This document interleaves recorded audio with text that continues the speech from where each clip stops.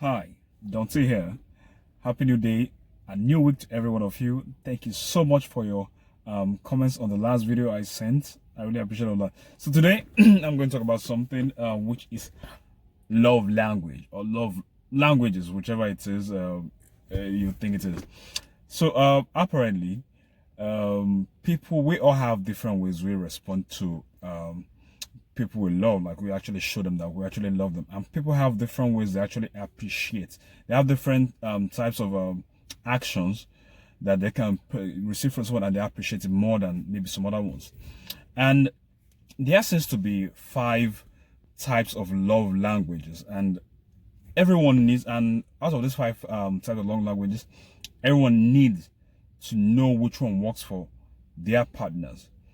So the first one has to be words of affirmation, which is basically, for some people, what works for them is, okay, you want to tell them, oh, I love you, I'm there for you, I'll always be there for you, you're the only one in my life, there's no other person, like different ways to actually make them understand. Let's understand different things, just to reassure them that you are still in this relationship with them, that you go through it all with them.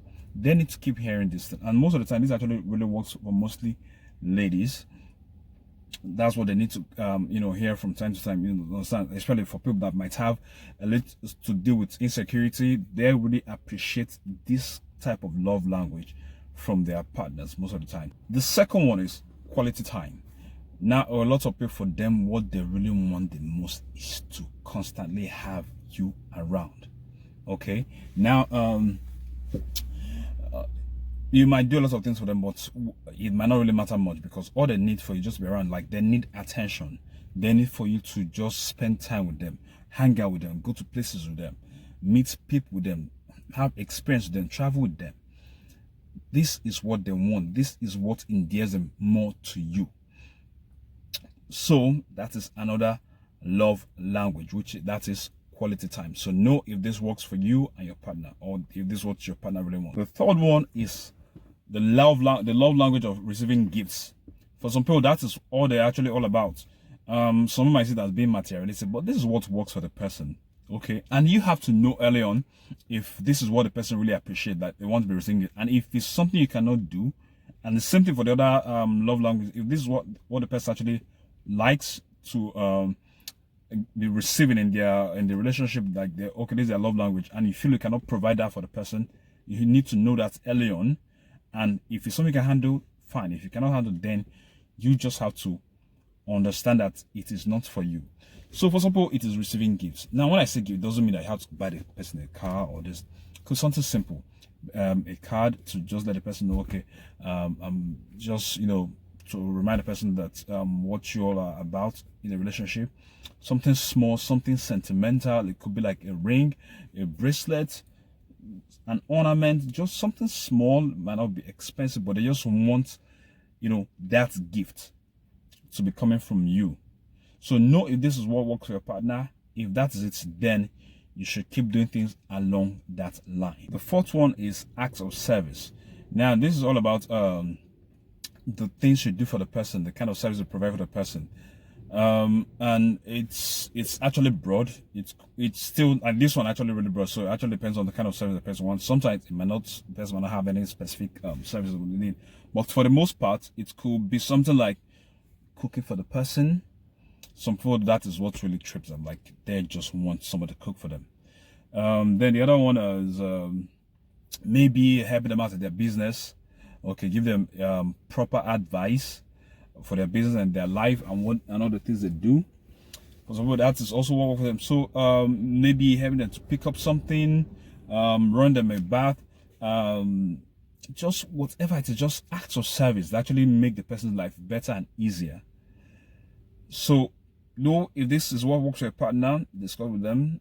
It's really best to actually, when you get into a relationship, even if you don't discuss, just actually, use your number 6, look out for what exactly works for the person, and then be like, okay, this works for the person, and then you stick to it.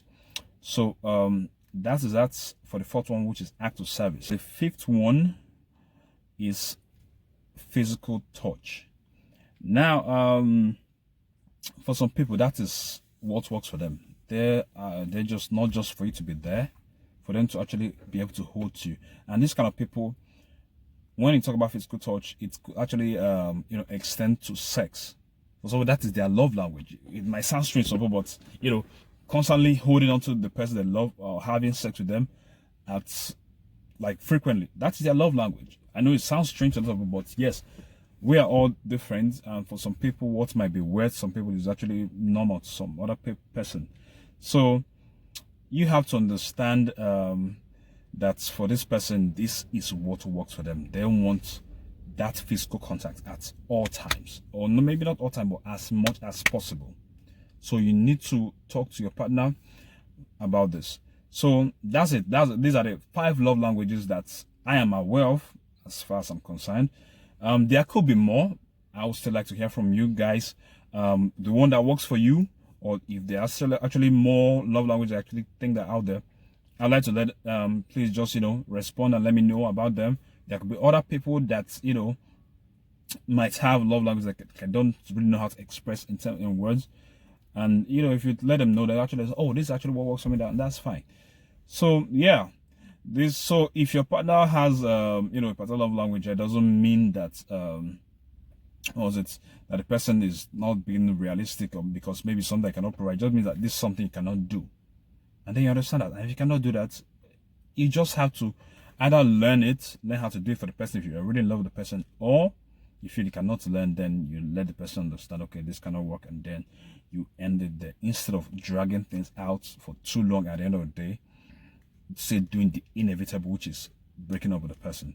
So that's that for today. Catch you on next one. Thank you all so much for your the comments, the shares, the likes, the subscription. I thank you all for that. I appreciate all that. So catch you on next one.